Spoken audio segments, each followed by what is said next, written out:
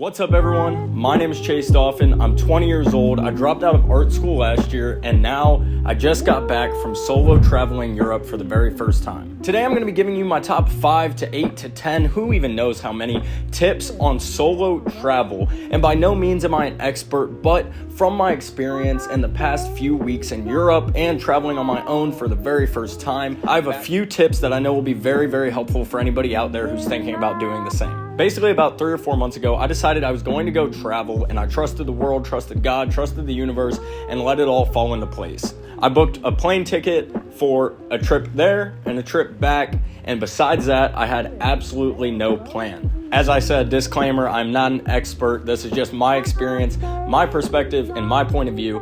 Tip number 1 is one of the most important tips that I could give you, but make sure you choose the right backpack. Now, for me, I went to my local hiking store called REI. I went to a store around me that had outdoor stuff, and I went and bought a 55-liter Osprey bag with a day pack. You can get different sizes in the Osprey bags. I'll pop it up here on screen so you guys can see what I'm talking about. But this was the only thing I took with me in terms of luggage and items, and it really was just one backpack with the detachable day pack. Choosing the right backpack can be very important because you don't want to get one that's too big. You also don't want to get something that's way too small and can't fit anything. And you also want something that's going to be durable and last you for whatever circumstance or place you're in. Osprey bags in general have very, very good reviews, so I wasn't too worried about it. I had done some of my research. That's the one I ended up on, and it was the perfect size. I was able to fit a bunch of stuff, and I still had room. I think I put about 5 t-shirts in there, 4 pairs of pants, and then, socks, underwear,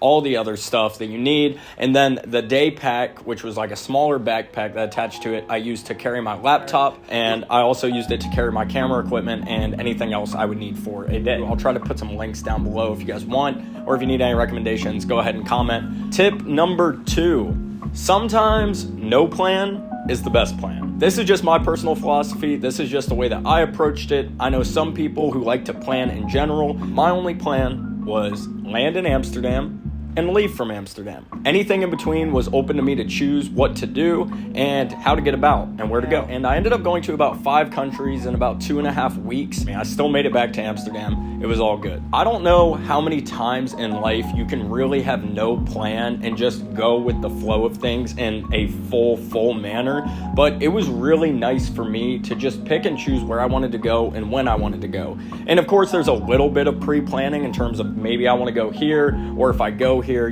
book a place to stay a day in advance, find a way to get there. Just enjoy. Sometimes having no plan is okay. You don't have to have everything planned out to a T. Just enjoy it. Tip number 3. Don't worry about being lonely. You might feel lonely at certain parts of your trip, or if you've never done it before, you might be thinking, how am I going to meet people? I'm going to be alone the entire time. And from my experience, it was a good mix of both. Right now is off season, so there technically shouldn't be as many people, but there was still a good amount of people almost everywhere I went. I was able to meet so many amazing people through hostels and just through my travels in general that I really wasn't lonely. Don't get me wrong, I had a lot of days where I was just walking around on my own, or I'm traveling on my own. It is solo travel after all. I didn't feel lonely, and as somebody who's extroverted, I got a good balance of social interaction, but also time to myself, and I think both of those are components that are needed when you're going through something like this. You might feel lonely at points, maybe you won't, maybe you're overwhelmed by people.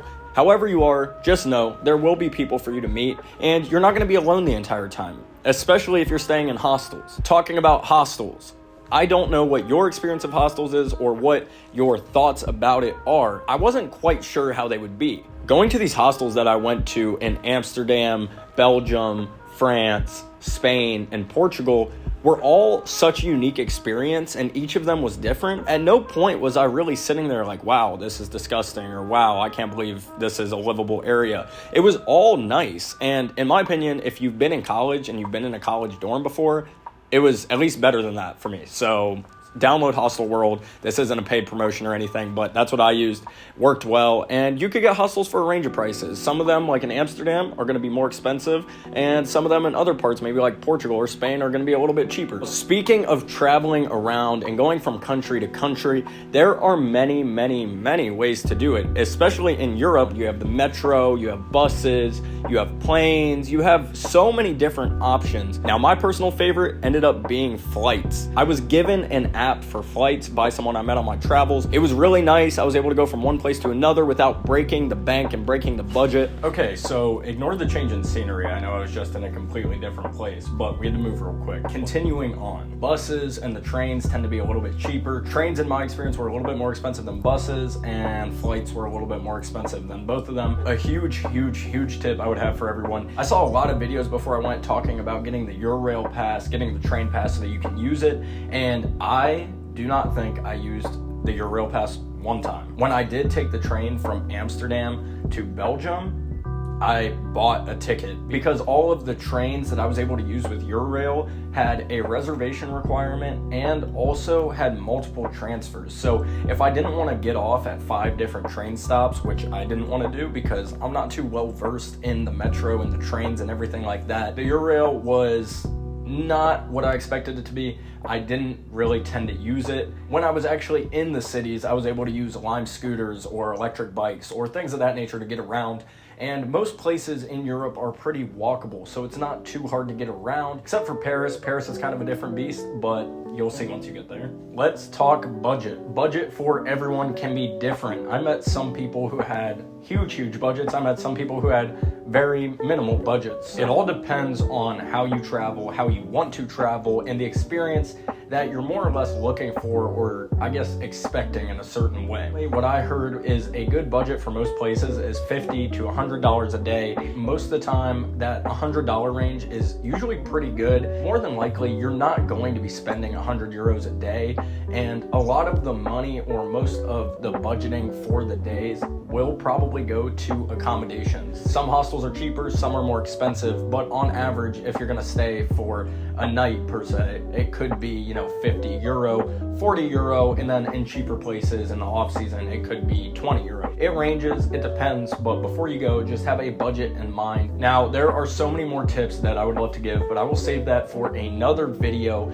So my final tip would just be have fun and enjoy the culture. At the end of the day, if you're from somewhere different, if you're not from Europe, or if you're not from that region, or if you're coming from Canada or the States or Asia, or really anywhere, everywhere has its own culture. Just enjoy it. And it's a really cool experience to be able to go 2 hours away from Amsterdam and be in Belgium, which is an entirely different culture in its own way, or to go from Belgium to France and just have different languages and different foods and different, customs, different cultures. There's a lot of kindness in the world. There's a lot of good people everywhere you go. Not everyone might be that way, but there's good people out there.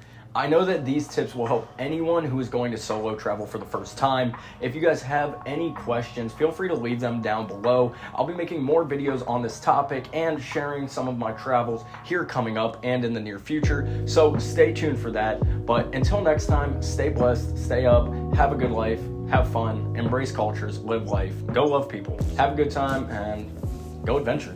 Let's do it.